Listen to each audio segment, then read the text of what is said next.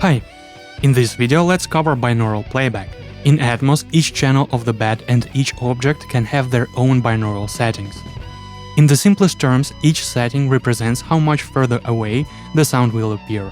But there is also an off setting, which essentially turns off binauralization for selected channels or objects. At the beginning of the mix, I tend to have everything set to mid. And as the mix goes on, I start to change binaural settings. This is how the mix sounds with everything set to mid.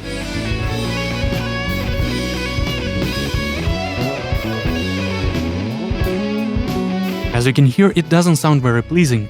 It may be counterintuitive, but the best course of action in cases like this is to set binaural settings on certain channels and objects to off.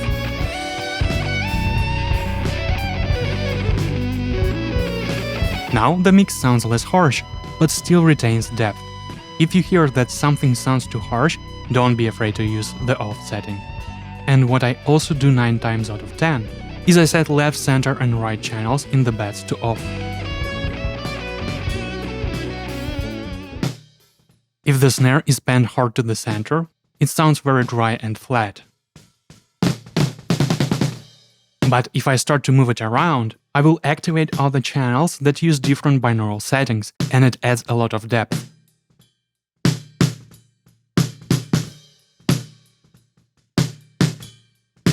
If I want an object to appear further away, I will use the far setting, like with the room mic. And if I want to make something appear closer, I will use either near or off.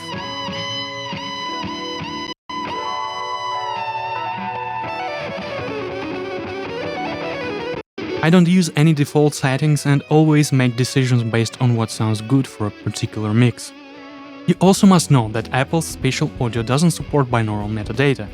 They have their own algorithm that sounds different compared to the binaural render from Dolby. But it is still important to pay attention to those settings because platforms like Tidal and Amazon support the Dolby algorithm. To get an idea of how my mix will sound in Spatial audio, I use Sphere from Acoustica Audio because it has a setting that kind of emulates it. Thanks for watching and see you in the next video.